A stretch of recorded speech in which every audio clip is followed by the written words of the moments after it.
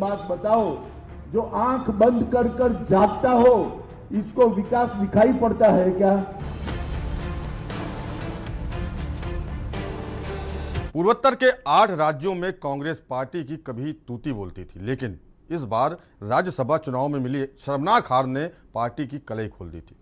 कांग्रेस को 4 में से एक भी सीट नहीं मिली थी। असम में तो कांग्रेस विधायकों ने ही क्रॉस वोटिंग करके बीजेपी कैंडिडेट को जीत दिला दी थी। नमस्कार दोस्तों, के न्यूज में आपका स्वागत है। मैं हूं प्रबुद्ध चौहान और आप देख रहे हैं खास पेशकश बीजेपी का मिशन पूर्वोत्तर। कभी पूर्वोत्तर के 8 राज्यों में से 7 पर शासन करने वाली कांग्रेस इस क्षेत्र में किस कदर कमजोर हो गई है, इसका अंदाजा हाल ही में हुए राज्यसभा चुनाव से लगाया जा सकता है। कांग्रेस पार्टी को 4 में से एक भी सीट पर जीत नहीं मिली। कांग्रेस के लिए ये डरावनी स्थिति है, क्योंकि अगले साल 4 पूर्वोत्तर राज्यों त्रिपुरा, मेघालय, नागालैंड और मिजोरम में विधानसभा चुनाव होने वाले हैं। इनमें पहले 3 राज्यों की विधानसभा की अवधि फरवरी में खत्म होगी, जबकि मिजोरम विधानसभा का मौजूदा कार्यकाल नवंबर में खत्म हो जाएगा।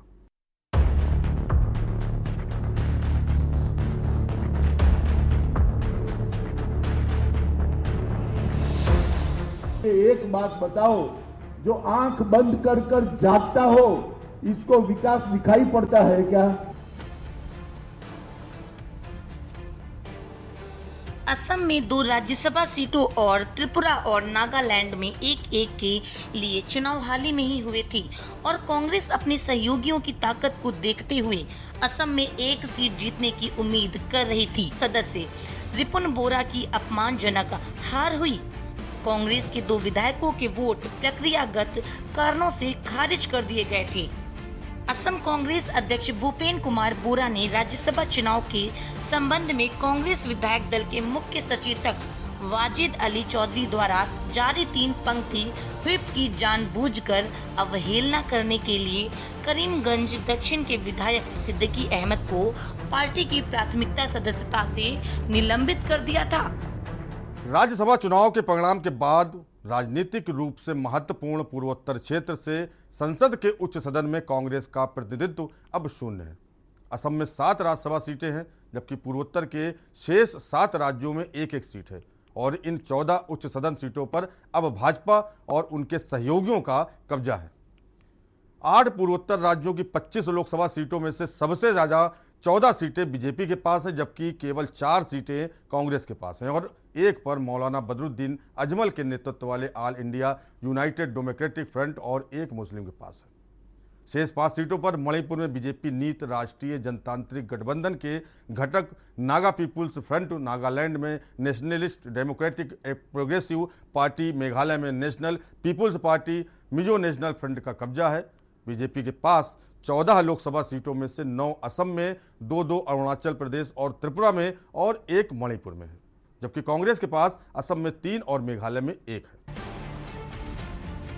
पूर्वोत्तर क्षेत्र में बदलती राजनीति स्थिति के बीच विशेषकर मणिपुर में भाजपा की पूर्ण बहुमत के साथ लगातार दूसरी बार सत्ता में वापसी के बाद मेघालय, नागालैंड और त्रिपुरा में अगले साल 2023 की शुरुआत में और मिजोरम में नवंबर से दिसंबर में विधानसभा चुनाव होंगे। राजनीतिक पंडितों को लगता है कि जब भाजपा और अन्य स्थानीय दल कांग्रेस के राजनीतिक आधार को हथिया रहे हैं, तो पार्टी अपने पुराने गढ़ों में से एक में अपने पैर जमाने के लिए कोई गंभीर प्रयास नहीं कर रही है। राजनीतिक बताते हैं कि असम को छोड़कर शेष 7 पूर्वोत्तर राज्यों में कांग्रेस विपक्षी दल भी नहीं है। जब उनकी संगठनात्मक ताकत धीरे धीरे कमजोर हुई, तो केंद्रीय और राज्य नेतृत्व पार्टी की भविष्य की योजना के प्रति उदासीन रहा। अपने वैचारिक रुख और जवाहरलाल नेहरू और इंदिरा गांधी सहित तत्कालीन राष्ट्रीय नेताओं की राजनीतिक मानसिकता के कारण जाति, पंथ, धर्म और समुदाय के बावजूद पूर्वोत्तर क्षेत्र के लोगों ने कई वर्षों तक कांग्रेस का समर्थन किया, लेकिन इन वर्षों में सभी पहलुओं में पार्टी की ताकत में गिरावट आई, जो कि वर्षा से चुनावी में परिलक्षित होती है। वहीं केंद्रीय गृह मंत्री अमित शाह लगातार पूर्वोत्तर के दौरे कर रहे हैं और वहां कई रैलियों को भी संबोधित कर रहे हैं। हिमाचल के 50 साल का विकास, कई बार हमारे कांग्रेसी मित्र बोलते हैं 8 साल हो गए मोदी जी क्या किया, भाई अरुणाचल वालों, मुझे एक बात बताओ, जो आंख बंद कर कर जागता हो, इसको विकास दिखाई पड़ता है क्या? जरा जोर से बोलिए, आप आंख बंद कर दोगे तो कुछ दिखाई पड़ेगा? जोर से बोले, दिखाई पड़ेगा? ये कांग्रेस वाले आंख बंद कर कर विकास को ढूंढ रहे। राहुल बाबा, आंख खोल दो, इटालियन चश्मा निकाल दो, भारतीय चश्मा पहन लो, तो मालूम पड़ेगा कि 8 साल के अंदर क्या हुआ है। इस 8 साल के अंदर अरुणाचल के टूरिज्म को बढ़ाने के लिए, अरुणाचल के लॉ एंड ऑर्डर को स्वस्थ और शांति प्रदान करने के लिए, इंफ्रास्ट्रक्चर को बढ़ाने के लिए, अरुणाचल के विकास को आगे बढ़ाने के लिए पेमा खांडू और नरेंद्र मोदी जी की डबल इंजन सरकार ने 50 साल में नहीं हुआ, वो 8 साल के अंदर करने का काम किया है। मित्रों, प्रधानमंत्री जी ने पूरे नॉर्थ ईस्ट को आज देश के मध्य नक्शे के अंदर लाकर रख लिया है। पूरा देश पहले नॉर्थ ईस्ट को एक अनजान तरीके से, अलग दृष्टि से जानता है, मगर जब देश का प्रधानमंत्री 8 साल के अंदर 50 से ज्यादा बार नॉर्थ ईस्ट में आता है, नॉर्थ ईस्ट अपने आप फोकस पे आ जाता है। और यहां रुकेंगे छोटे ब्रेक के लिए। ब्रेक के बाद आपको बताएंगे बीजेपी की रणनीति क्या है।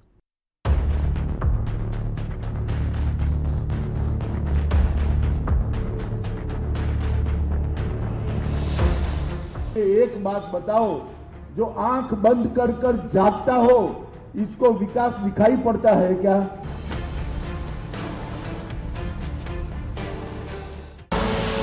आप देख रहे हैं के न्यूज, खबरों का सारथी। देखें कौन नया खिलाड़ी आया है, समझा देते हैं, प्यार से समझाएंगे। ये तो अपनी जुबान है। जुबान एक हो तो दिल भी एक होने चाहिए। विमल, बोलो जुबान केसरी। गोल्डी हिंग का तड़का लगे तो सभी दबा के खाते हैं। गोल्डी हिंग, कण कण में जान। आप देख रहे हैं के न्यूज, खबरों का सारथी। राजनीतिक विश्लेषकों की माने तो पूर्वोत्तर क्षेत्र में देश के कुल भौगोलिक क्षेत्र का केवल 8% और देश की आबादी का 4% है। लेकिन इसका राजनीतिक रणनीतिक महत्व बहुत महत्वपूर्ण है, क्योंकि ये क्षेत्र 4.55 करोड़ लोगों का घर है और चीन, म्यांमार, भूटान, बांग्लादेश और नेपाल के साथ सीमा साझा करता है। कांग्रेस के केंद्रीय नेता इस क्षेत्र में पार्टी की बुरी स्थिति के लिए पूरी तरह से जिम्मेदार हैं। पार्टी ने नए और अनुभवहीन नेताओं को पूर्वोत्तर में राज्य प्रभारी नियुक्त किया, जिससे राज्य के संगठन अब प्रभावी हो गए। इन पूर्वोत्तर राज्यों में लगभग 28% आबादी आदिवासी है।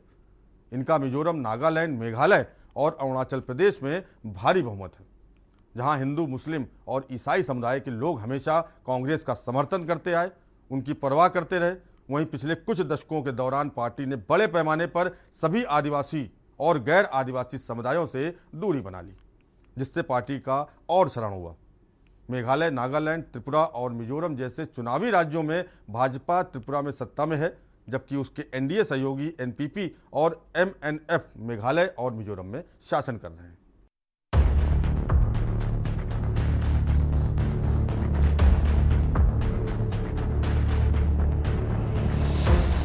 एक बात बताओ, जो आंख बंद कर कर जागता हो, इसको विकास दिखाई पड़ता है क्या?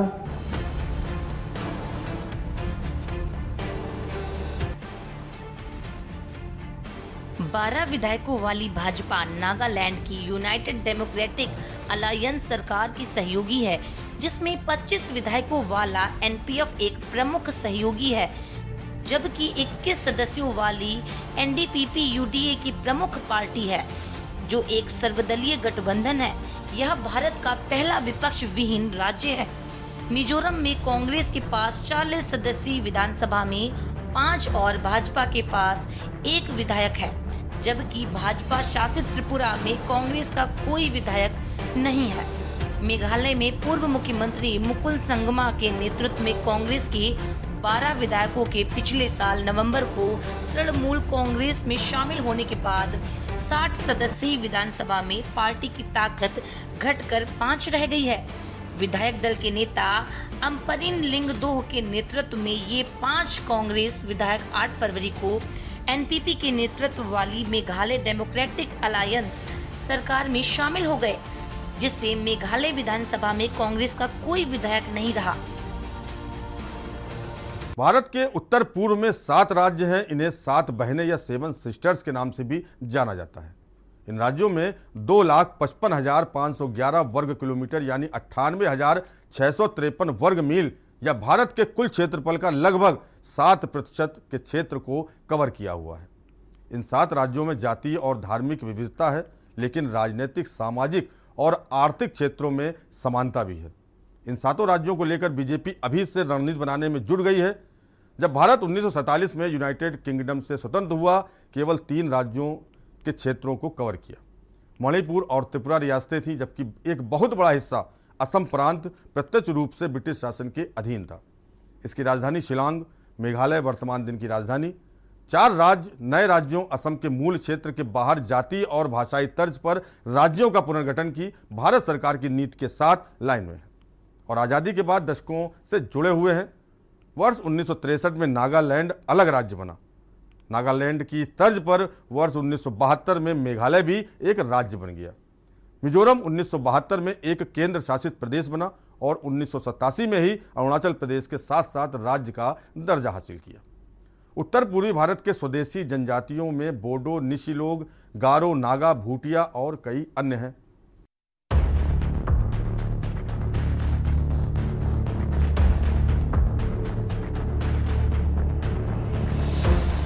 एक बात बताओ, जो आंख बंद कर कर जागता हो, इसको विकास दिखाई पड़ता है क्या?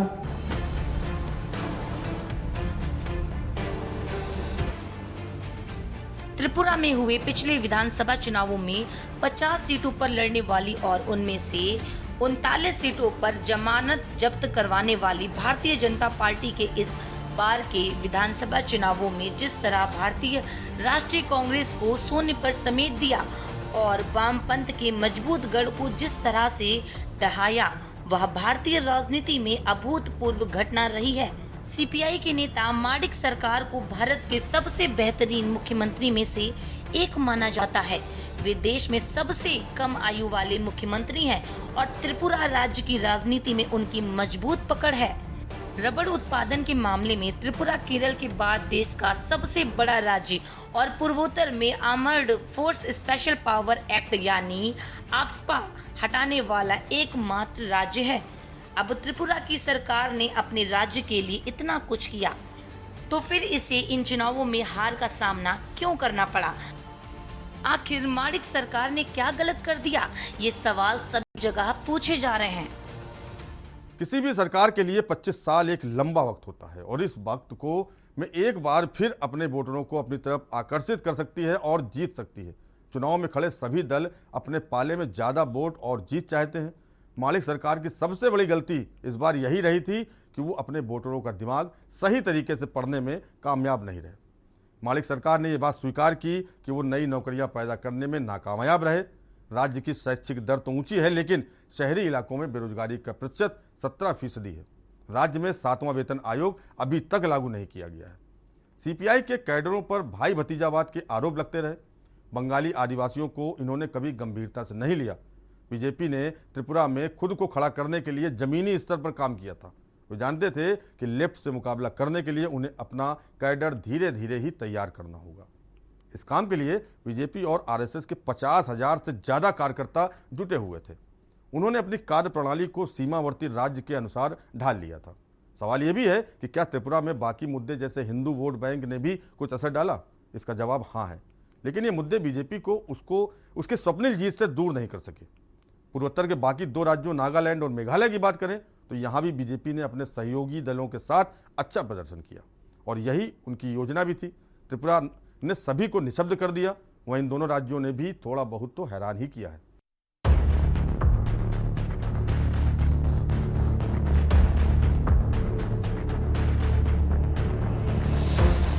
एक बात बताओ, जो आंख बंद कर कर जागता हो, इसको विकास दिखाई पड़ता है क्या?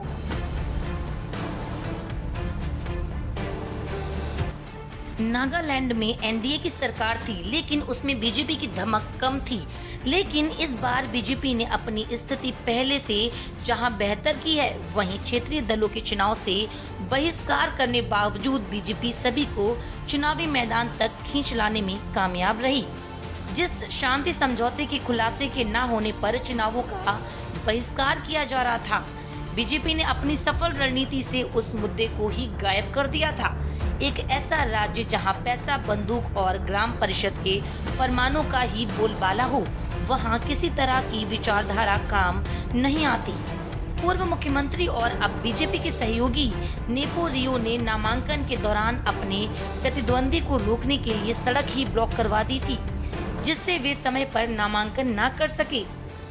मेघालय में गौवध पर प्रतिबंध एक तरह से बीजेपी के लिए नुकसान भरा कदम समझा जा रहा था, लेकिन जमीनी हकीकत कुछ और ही थी। कोयला और चूना पत्थर खदानों में लगा प्रतिबंध लोगों के लिए गौवध पर प्रतिबंध से ज्यादा बड़े मुद्दे रहे। कई लोग यह तर्क देते हैं कि संसद में इन राज्यों का प्रतिनिधित्व बहुत कम है और इसलिए इनके नतीजे राष्ट्रीय राजनीति पर ज्यादा असरदार साबित नहीं होंगे। लेकिन एक दल जो उम्मीदों की उड़ान पर सवार है, उसके लिए इससे अच्छे नतीजे इस मौके के अलावा और कभी नहीं आ सकते थे। अगले 2 महीनों के भीतर कर्नाटक में चुनाव होने वाले हैं। इसके अलावा राजस्थान, छत्तीसगढ़ और मध्य प्रदेश में बीजेपी को अपनी सत्ता बचाने की चुनौती है। –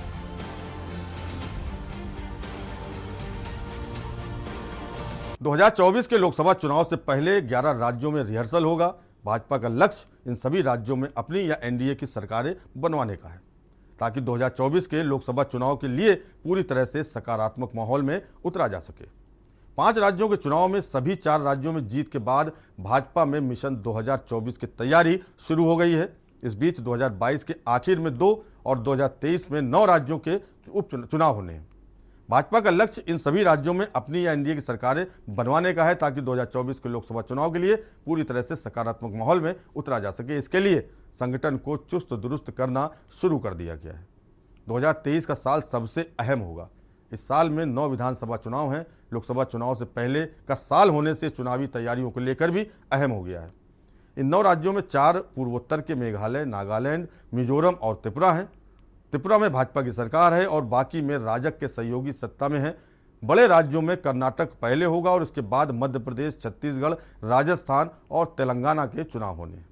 इनमें कर्नाटक और मध्य प्रदेश में भाजपा की सरकार है, जबकि कांग्रेस की छत्तीसगढ़ और राजस्थान में है और टीआरएस की तेलंगाना में सरकार है। खास पेशकश बीजेपी का मिशन पूर्वोत्तर में फिलहाल इतना ही। बाकी देश और दुनिया की खबरों के लिए देखते रहिए के न्यूज़ इंडिया और मुझे दीजिए इजाजत। नमस्कार।